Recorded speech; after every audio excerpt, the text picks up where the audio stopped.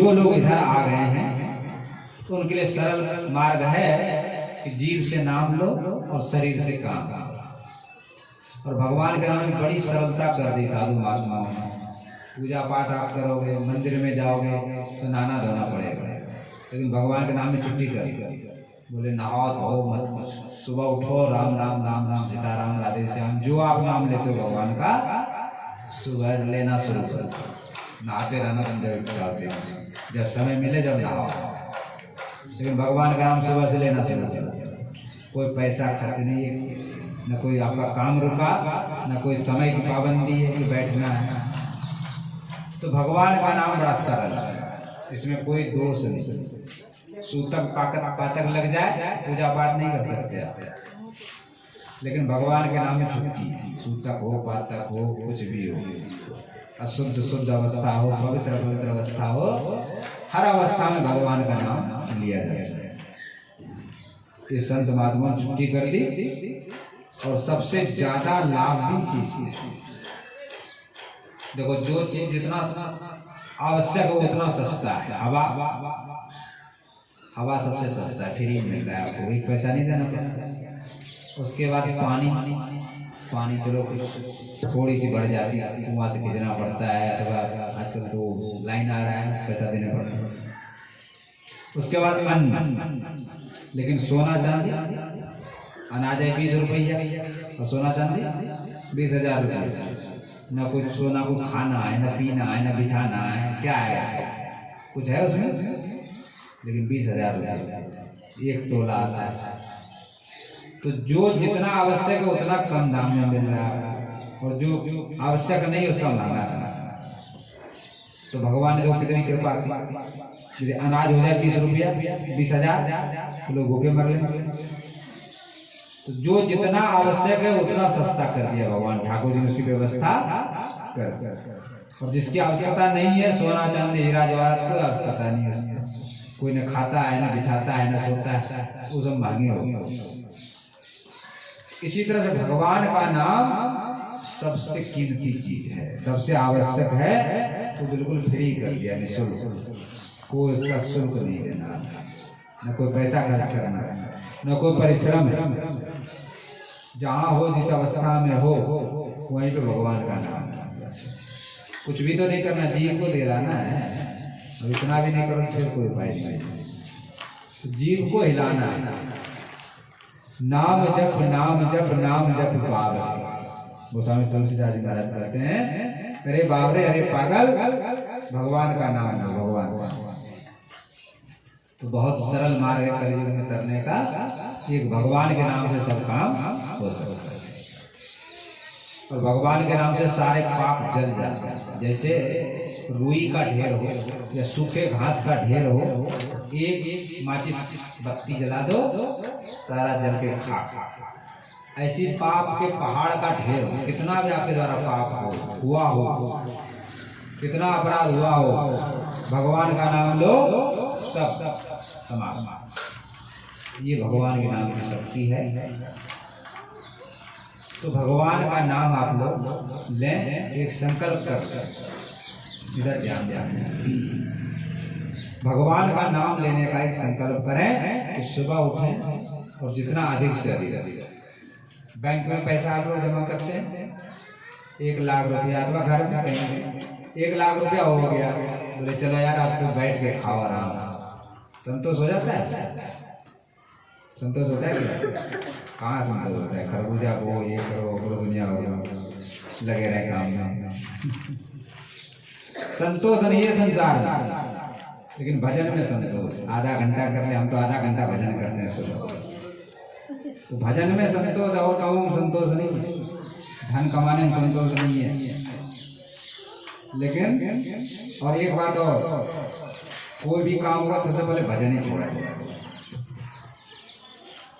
कोई जैसे मर जाए तो सबसे पहले कथा कीर्तन बंद करो, खाना पीना बंद नहीं होगा, आना जाना बंद नहीं होगा, भैंस धोना बंद नहीं होगा, भजन कीर्तन बंद करो। पता नहीं क्या लोगों की उल्टी बुद्धि।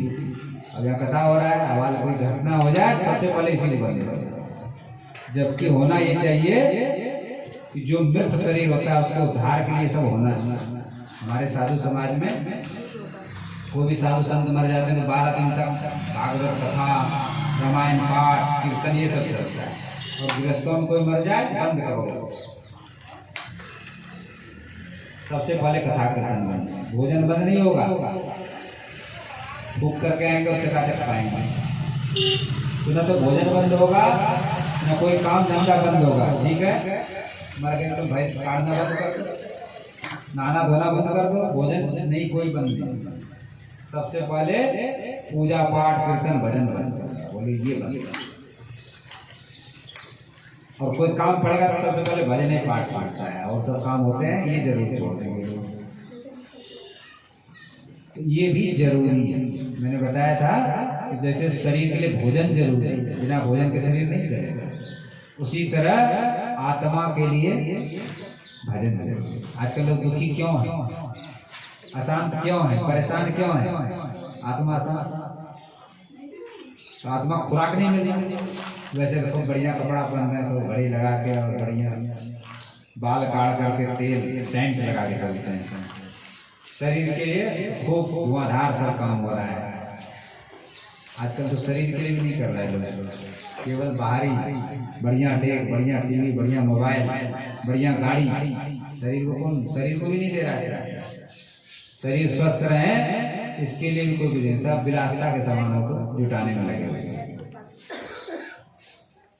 तो हमारा कहने का अर्थ यह है कि भोजन के साथ भजन भी जरूरी है। और भजन क्या है? भगवान का नाम लेना, यही सबसे बड़ा। देखो खेत में उल्टा सीधा कैसो बीज बो दो जम जाएगा, ऐसी भगवान का नाम कैसो ले, चलते फिरते उठते बैठते आलस से सो करके लेट करके कैसो लो तो सब फलदायक है। भाव को भाव अनख आलस हो, नाम जपत मंगल दिशि दस। भगवान का नाम लेने से मंगल ही मंगल भवन अमंगल हारी, द्रवहु सो दशरथ अजिर बिहारी। तो भगवान मंगलकारी हैं, मंगल को करने वाले, अमंगल को करने वाले। तो भैया भगवान का नाम लेने कोई पैसा खर्च नहीं है, कोई काम आपका रुक नहीं रहा है, कोई समस्या है नहीं। और भगवान का नाम लेने का फल बहुत बड़ा है। आपके घर में शांति रहेगा, अलाय बलाय भूत प्रेत ग्रह नक्षत्र ये सब कोई आने वाला नहीं है आपके पास, सबसे दूर रहो। जिस स्थान में भगवान का कथा कीर्तन होता है वहाँ ये सब दूर से भाग जाते, वो जगह परम पवित्र हो जाता है, आनंददायक है। तो भगवान का नाम आप लोग ने जैसे बन जाए, चलते फिरते उठते बैठते, ये आप दोनों प्रार्थना करेंगे। आगे कथा थोड़ा सा शेष है, इसको पूरा कर लेते हैं। तो भक्तमाल की कथा यहाँ पर हो रहा है। तो भक्तमाल की रचना कैसे हुई? जैसे भागवत आप लोग सुनते रहते हैं, अपने ब्रज यहाँ भागवत होती है ब्रज में, भक्तमाल के बारे में कम जानते हैं। तो जैसे भागवत जी का महात्मा से भक्तमाल का महात्मा, तो भक्तमाल की रचना कैसे हुई और उसका क्या महात्मा है उसके बारे में बता रहे हैं। उस प्रसंग में चल रहा था कि ब्राह्मण बालक, उनके पिता मर गए बचपन में ही, 5 वर्ष के हुए, उसकी माता जी अकाल पड़ गया। अन्न जल मतलब अकाल किसको कहते हैं? जब 3-4 साल लगातार वर्षा नहीं होती है तो अन्न दाना सब होना बंद हो जाता है, पेड़ पौधे सूख गए, पत्ता भी नहीं मिलने लगा, तो सब लोग भूखे मरने लगे। तो इसकी माँ ने सोचा क्या करें, बच्चे को लोग जंगल में चली गई, पेड़ के नीचे बैठा लिया, बेटा तुम यहाँ बैठो मैं देखूं कुछ मिल जाए। लेकिन कुछ था ही नहीं, वहाँ घास भी जल गया और बेचारी चक्कर आने लगा, कई दिनों भूखे प्यासी थी। उसने देखा अब तो मेरा शरीर छूट जाएगा, भगवान से प्रार्थना की कि हे प्रभु इस बालक की आप रक्षा करना, मैं तो जा अब आपके हाथ में सौंप के जा रही हूँ, आप रक्षा। ऐसा कहकर उसकी माँ तो स्वर्ग चली गई। वो बालक अंधा था जन्म से, तो कहीं पेड़ों में टकरा रहा है, कहीं खाई में गिर रहा है। इसी समय दो संत उधर से निकले, कीलदेव जी और अग्रदास जी, दोनों गुरु भाई हैं, कृष्णदास बिहारी जी महाराज के शिष्य। दोनों आ रहे थे, तो एक तो रास्ता जंगल की तरफ जा रहा था, एक रास्ता गांव बस्ती नगर की तरफ। तो उन्होंने पूछा कि किस तरफ चले? बोले कि भैया इधर नगर है, नगर की तरफ चलना ठीक है। उसी समय आकाशवाणी हुई, हे संतो, आप इस जंगल के रास्ते में जाओ और कोई वहां पर रतन मिलेगा। तो अग्रदास का महाराज, हम लोग फक्कर साधु हैं, रतन सोना चांदी क्या करना, अपने भजन वाले हैं, क्या करेंगे? तो नहीं, आकाशवाणी ने कहा कोई गुड़ बात, इसलिए चलो। तो जंगल के रास्ते में गए, तो वहाँ भगवान का नाम लेकर रोते हुए बालक का शब्द सुनाई। संत लोग बोले, यहाँ कोई बिहड़ जंगल में तो बच्चा कहाँ से आ गया और भगवान का नाम ले रहा है? तो उस तरफ गए, बोले बेटा तुम कौन हो, कहाँ से आए हो, क्या परिचय है तुम्हारा? तो उस 5 वर्ष के बालक ने कहा कि मैं जहाँ से सब लोग आते हैं भगवान के धाम से, वहां से आया है, और मैं पंचभूत से बना नहीं हूँ, मैं तो आत्मा हूँ, सच्चिदानंद स्वरूप। ये जब परिचय दिया तो कोई पहुंचा हुआ जीव है, कोई साधारण जीव नहीं है।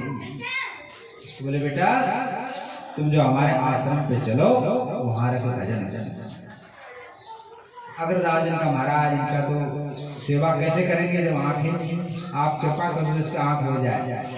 तो कीलदास जी महाराज सिद्ध महात्मा, उन्होंने कमंडल में जल निकाल के छिड़क दिया मुंह पे, दोनों आंख प्रकट हो गए। उन्होंने बच्चे ने साष्टांग प्रणाम किया।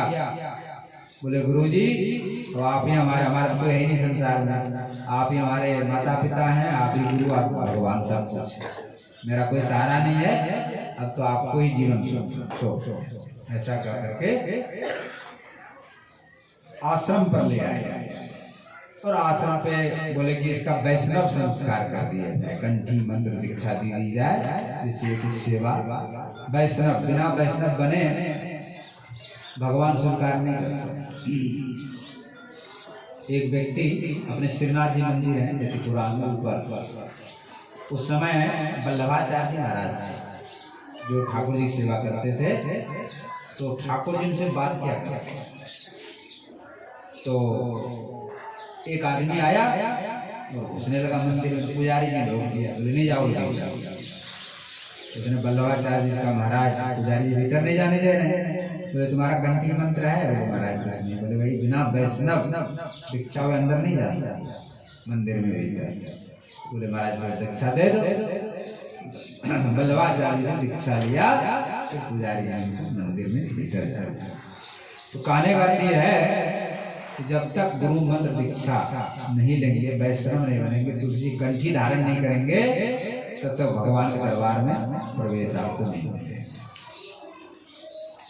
अरे स्कूल विद्यालय में आप जाते हैं, सोचेंगे एडमिशन नहीं कराना कॉलेज में और डिग्री मिल जाए, कैसे मिलेगा बताओ? मिल सकता है? ऐसी जो गुरु मंत्र गुरु उपदेश, ये एडमिशन है भगवान के दरबार, तो ये तो कराना पड़ेगा, बिना इसके जीव का कल्याण नहीं। इस तरह से गुरु मंत्र दीक्षा दिया, कंठी मंत्र दिया, और वहीं रहकर वो बालक भजन करता था, संतों की सेवा करता था, ठाकुर जी की सेवा करता था, ठाकुर जी की रसोई बनाता था, झाड़ना बाड़ना सब करने लगा। अब इसमें आगे घटना में चलते हैं। एक दिन गुरु जी महाराज ठाकुर जी की सेवा करते, सीताराम जी महाराज उनके इष्ट देव हैं, तो सीताराम जी की सेवा में लगे हुए थे। मन से सेवा, एक मानसी सेवा, मन के द्वारा भी सेवा था, तो मन से वो सेवा में हो जाते हैं भीतर, तो मन से वो सेवा में थे।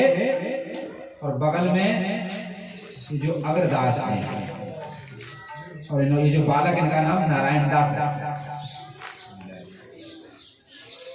नारायण दास जी नाम रखा। तो नारायण दास जी अपने गुरु जी अग्रदास जी संग बैठ के पंखा कर, और अग्रदास जी अपने ध्यान में भगवान की सेवा पूजा कर। तो उस समय सीताराम जी को माला बांधा अग्रदास जी ने। उसी समय घटना घटी। क्या घटना घटी आप लोग ध्यान दें। घटना ये घटी हुई कि गुरु जी के शिष्य गिरफ्त नाव में से समुद्र में जहाज से आ रहे थे। अचानक जहाज में छेद हो गया और उसमें पानी भरना था। तो जो मल्लाह थे उसमें पुराने समय में जहाज जो होते थे कपड़ा बांध देते थे, केवट मल्लाह चलाते, मशीन नहीं था उस समय जैसे आज मशीन होती। तो कई मल्लाह लग रहे थे उसमें खेवने वाले। उसने सेठ जी से कहा कि महाराज अभी नौका तो बचेगी नहीं क्योंकि इसमें छेद हो गया, पानी भरता जा रहा है, तो मुश्किल है बचना। तो सेठ जी का भाई अब क्या करें, तो गुरु जी की याद आ गया। बोले अब गुरु जी ही कृपा करें तो नौका बच सकता है। तो गुरु जी से प्रार्थना करने लगे, हे गुरुदेव भगवान अब आप ही कृपा करें जिससे मेरी नाव डूबने से।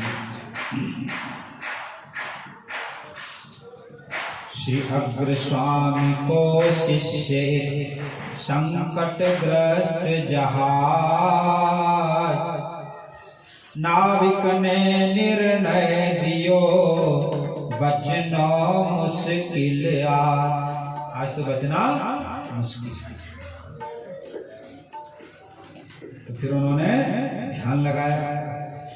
श्री अग्र स्वामी को शिष्य गुरु प्रति आस्थावान, सबकी आस विहाय किया गुरु चरणन को ध्यान। गुरु चरणों का उन्होंने ध्यान किया।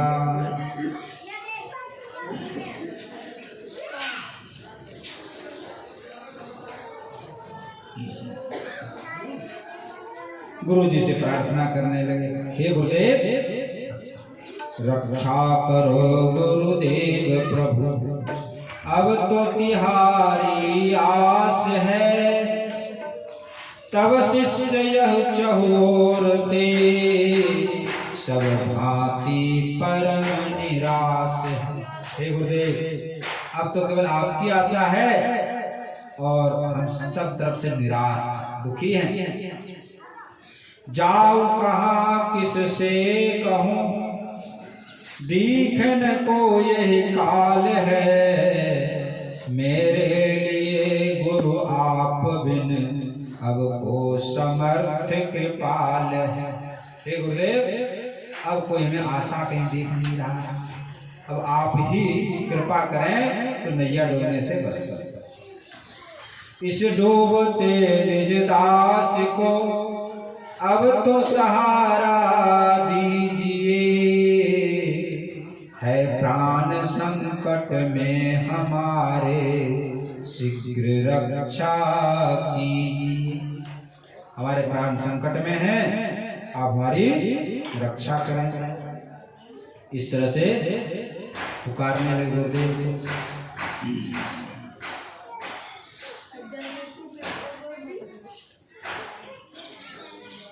गुरुदेव मेरी नैया उस पार लगा देना, गुरुदेव मेरी नैया उस पार लगा देना, अब तक तो निभाया है आगे भी निभा देना, अब तक तो निभाया है आगे भी निभा देना।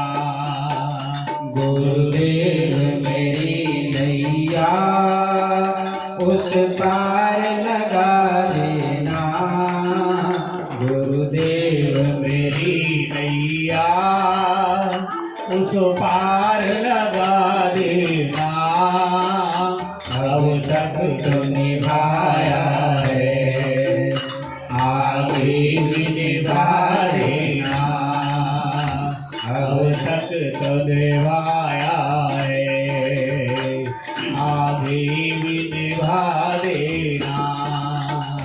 दल बल के साथ माया घेरे जो मुझे आकर, दल बल के साथ माया घेरे जो मुझे आकर, दल बल के साथ माया घेरे जो मुझे आकर, दल बल के साथ माया घेरे जो मुझे आकर, तुम देखते ना रहना आके ही बचा लेना, तुम देखते ना रहना आके ही बचा लेना। तुम देखते ही रहना, तुम देखते ना रहना आके ही बचा लेना, तुम देखते ना रहना आके ही बचा लेना। गुरुदेव मेरी नैया उस पार लगा लेना, गुरुदेव मेरी नैया उस पार लगा देना। अब तक तो निभाया है आगे भी निभा देना, अब तक तो निभाया है आगे भी निभा देना।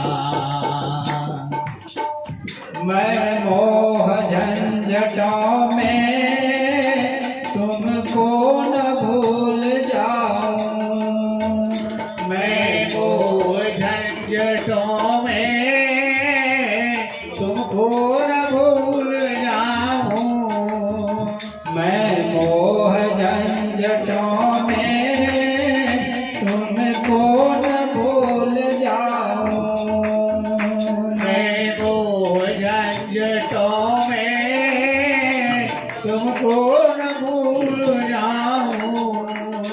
हे नाथ दया करना मुझको न भुला देना, हे नाथ दया करना मुझको न भुला देना। हे नाथ दया करना मुझको न भुला देना, हे नाथ दया करना मुझको न भुला देना। गुरुदेव मेरी नैया उस पार लगा देना, अब तक तो निभाया है आगे भी निभा देना, अब तक तो निभाया है आगे भी निभा देना। तुम देव मैं पुजारी, तुम इष्ट मैं उपासक, तुम देव में पुजारी तुम इष्ट में उपासक, ये बात अगर सच है सच करके दिखा देना, ये बात अगर सच है ये करके दिखा देना। गुरुदेव मेरी नैया उस पार लगा देना, गुरुदेव तेरी नैया उस पार लगा देना, अब तक तो निभाया है आगे भी निभा देना, अब तक तो निभाया है आगे भी निभा देना। बोलो गुरुदेव भगवान की जय। सुन के शिष्य पुकार, गुरु को चंचल चित्त भयो, प्रभु को अर्पे हार, अथवा जन पर सजय हो। अब गुरु महाराज के कानों में आवाज, देखो गुरु और भगवान दोनों जो है, जो शक्ति भगवान में है वही शक्ति गुरुदेव, दोनों एक ही स्वरूप, इसलिए हम लोग गुरुदेव भगवान का। तो जैसे भगवान के कानों में हमारी पुकार पहुंचते, वैसे गुरु जी महाराज के कानों में। अब सीताराम जी तो सिर झुकाए खड़े हैं, माला, ये हाथ में माला ले रखा है, और वो सच्ची लीला हो रही है, मन में चलता है। गुरु जी जो अग्रदास जी महाराज हैं, वो हाथ में माला लिए पहनाना चाहते हैं, और ठाकुर जी सिर झुका। इतने में वो पुकार सुनाई पड़ी। अब गुरु जी ने सोचा क्या करना चाहिए, पहले माला पहनावे, उसकी नाव डूबी जा रही, उसको बचा। गुरु जी सोचने लगे कि क्या करें। पास में नारायण दास जी पंखा कर रहे, गुरु जी की मन की बात इतनी ऊंची स्थिति हो गई उनकी कि गुरु जी जो भीतर चल रहा था वो उसने जान जाया। उसने सोचा कि गुरु जी क्यों कष्ट करें, लगे सीताराम की सेवा में लगे, तो उस काम को हमें करें। तो वहीं से बैठे बैठे पंखा जल रहा था, पंखा से थोड़ा तेज पंखा जल दिया, अपने आप से नाव जाकर किनारे पंखा मतलब वहां एक तूफान से आया और नाव किनारे लग, यहीं बैठे बैठे। जब नाव किनारे लग गया तो मल्लाह ने कहा कि सेठ जी, भगत जी, आपकी नाव किनारे लग, और ये जो पानी आ रहा था इसका भी पता चल गया है, छेद हो गया, मैंने इसको बंद कर दिया। इस तरह से वो नाव बच गया। अब गुरु जी की जय जयकार करने लगे, बोले गुरुदेव भगवान की जय। गुरु जी की जय जयकार करके सेठ जी अपना नाव लेकर अपने घर गए। अब इधर गुरु जी समुद्र के किनारे पहुंच गए, और समुद्र के लहरों में उनका मन बट गया। बोले यही वो समुद्र है जिसको भगवान राम ने बांधा, सेतु बंद किया। अब नारायण दास ने सोचा कि ठाकुर जी तो सिर झुकाई माला पहनने के लिए खड़े हैं, और गुरु जी वहां सागर के लहरों में खो गए जाकर। तो इन्होंने आवाज देके कहा, गुरुदेव आपकी कृपा से नाव तो सुरक्षित स्थान में पहुंच गई है, और इधर प्रभु जो है माला पहनने के लिए आपकी प्रतीक्षा कर रहे हैं। आप कृपा करके माला ठाकुर जी धारण करो, आप सेवा में पधारो। गुरुजी चौंका, ये कौन, कहाँ से आवाज है, कौन बोल रहा है, हमारी मन की बात को कौन जान गया। देखा इधर घूम के, लेकिन वहां पर कोई नहीं था। तो पूछा कि बेटा नारायण दास, यहाँ कौन बोला? बोले गुरु जी मैं ही बोल। तुमने मेरे मन की बात जान ली, तो क्या कह रहे हैं? वो बालक ने गुरु जी को साष्टांग प्रणाम किया। बोले गुरुदेव इसमें मेरा कुछ भी नहीं, जो कुछ हुआ है सब आपकी कृपा से। बालक वही सीख दे जाको शिशुपन ते प्रतिपाले। हे गुरुदेव मैंने तो आपका झूठा प्रसाद खाया है, और आपकी कृपा से ही ये ज्ञान हुआ, हमारे अंदर कोई शक्ति नहीं है।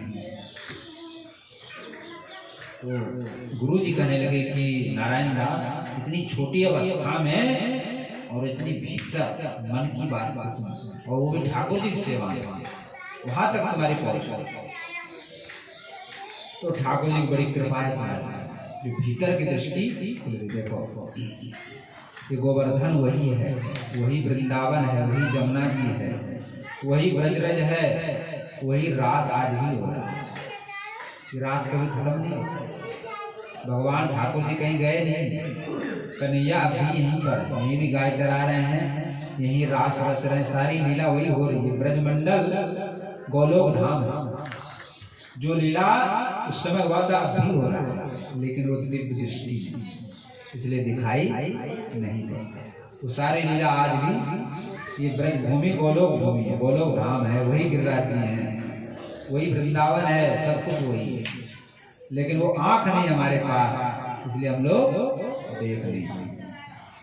यदि गुरु कृपा हो जाए, संत कृपा हो जाए, श्री कृष्ण भगवान की कृपा हो जाए, जो दिव्य दृष्टि है तो वही देखते। ऐसे अनेक कथाएं हैं भक्तमाल में, जो इसी कलयुग में ज्यादा दिन की बात नहीं, इसी कलयुग में उनको भगवान ने दर्शन दिया है। इस विषय में कल चर्चा करेंगे, और वो भी ज्यादा बहुत दिन की बात नहीं, थोड़े दिन की। आप लोगों ने नाम सुना होगा, गोवर्धन में निवास करते थे, दान घाटी पे लक्ष्मी नारायण मंदिर में परम पूज्य संत श्री गया प्रसाद जी पंडित जी महाराज बोलते हैं उनको। कल उनका जन्म दिवस भी है।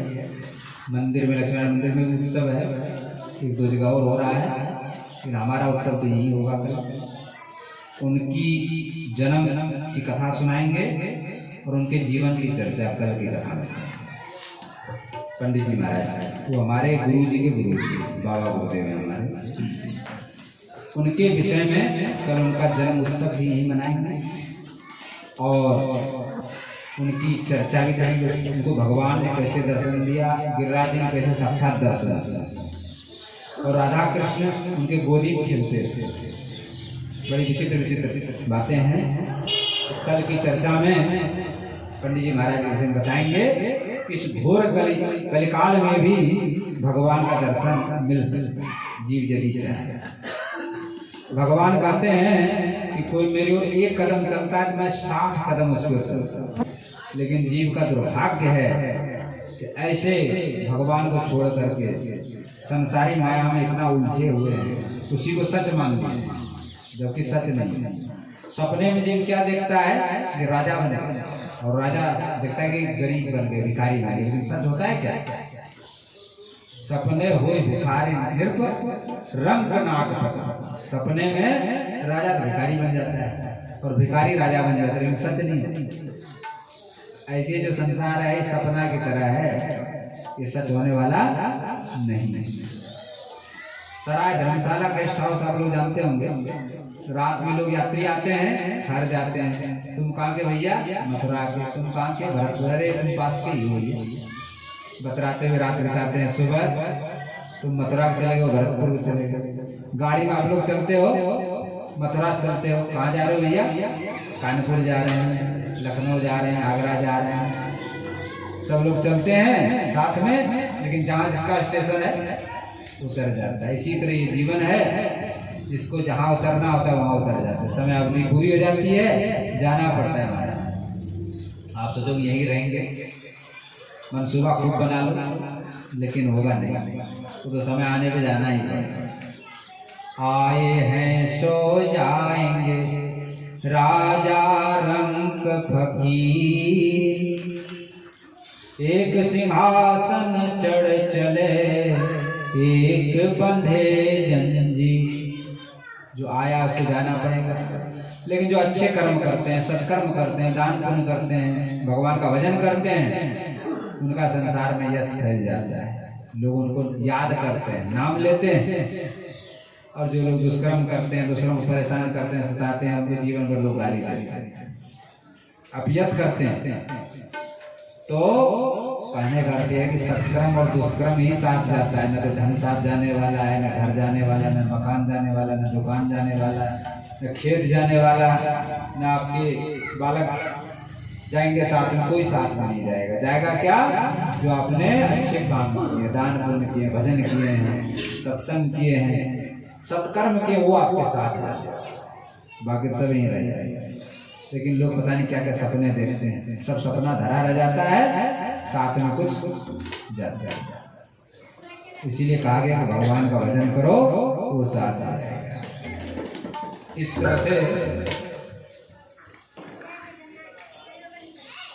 गुरुदेव भगवान ने कृपा किया, और फिर गुरुदेव भगवान मन के द्वारा ठाकुर जी के सेवन पहुंचे, और ठाकुर जी उन्होंने माला बनाया।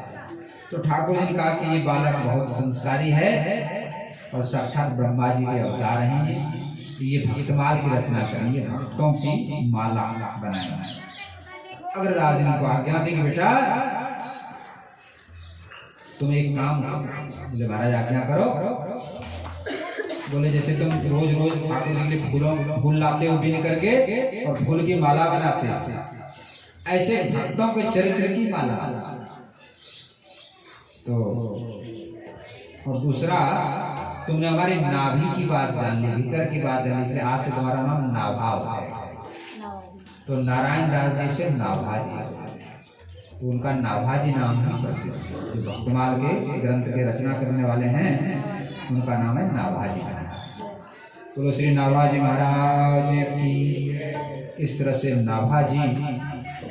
तो नाभाजी ने कहा गुरुदेव भगवान राम की लीला तो गाया जा सकता है अनेक ग्रंथों में, वाल्मीकि रामायण में, और भी कई संतों ने लिखा है रामचरित्र, कृष्ण चरित्र भी लिखा है, भागवत में, ब्रह्मवैवर्त पुराण, मंगल संगीता में, ये तो मैं गा सकता हूँ।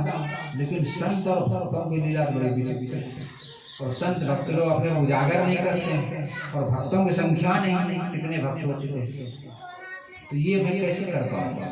बोले चिंता मत, जिस भगवान ने तुमको हमारे मन की बात जानने के लिए शक्ति दे दिया, जो जिसके द्वारा तुम लीला में प्रवेश कर गए, वही भगवान तुमको ये भी बुद्धि देंगे। तुम तो भगवान का स्मरण करके इस काम को बोलो कर जोर जाको पावत नोर छोर, गाओ राम कृष्ण नहीं पाऊं भक्त दाव को। राम कृष्ण लीला गा सकता हूँ लेकिन भक्तों का चरित्र गाना कठिन। तो कैसे हो? बोले आप चिंता न करें। तो गुरुदेव ने इस तरह से आज्ञा दिया और ग्रंथ की रचना करने लगे। तो जैसे ग्रंथ की रचना प्रारंभ किया तो भगवान के जो 24 अवतार है वो उनके सामने दर्शन दिया। 24 अवतार में परशुराम जी, राम जी, कृष्ण, बलराम, कलिक अवतार, बुद्ध अवतार, हंस अवतार, परशुराम अवतार, जितने भी अवतार हैं सब 24 अवतार में आ जाते। तो 24 अवतारों ने दर्शन दिया। तो नाभादास जी का महाराज हमारे गुरु जी ने तो भक्तों का चरित्र लिखने के लिए कहा, तो भक्त तो नहीं आए, आप लोगों क्यों भीड़ लगा दिया यहाँ पर। तो भगवान ने कहा कि मैं भी तो भक्त हूँ। बोले आप तो भगवान हैं। बोले नहीं, आप किसके भक्त हो? बोले मैं भक्तों का भक्त। बोला भक्तों का भक्त कैसे हैं? बोले जब मैं भगवान रहता हूँ तब तो लोग मेरी भक्ति करते हैं, लेकिन जब भक्त हमको भक्त तो हम भी भक्त की सेवा के लिए आते हैं। अनेक रूप धारण, जैसे कबीरदास का एक बार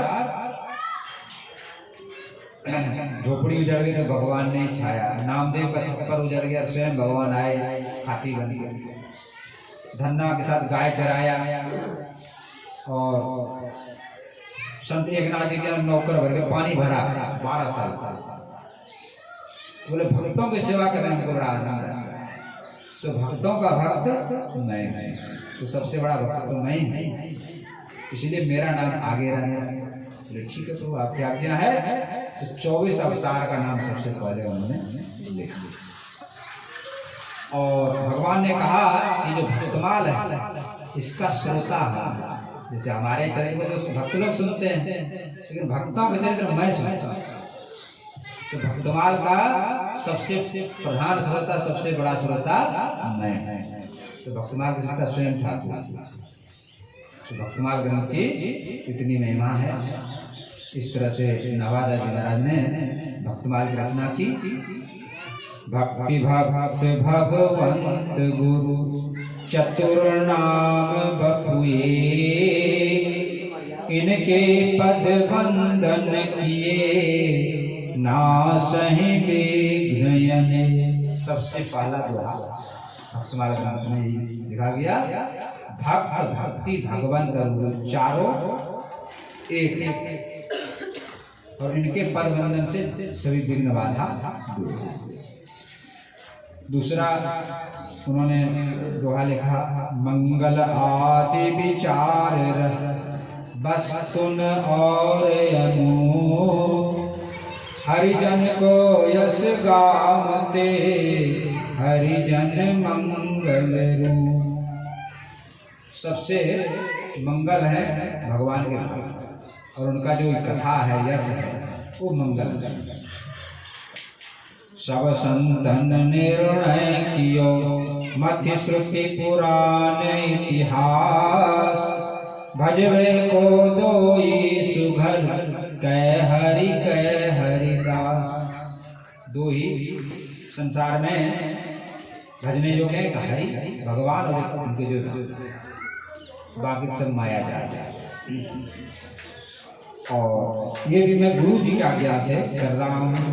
श्री गुरु अग्रदेव आज्ञा दई भगतन को यश गाओ, भव सागर के तरन को नाहिन और उपाय। गुरु जी ने आज्ञा दी कि भक्तों के चरित्र संसार से पार जाने का इस तरह से भक्तों को वंदना की, और उसके बाद 24 अवतार का वर्णन किया।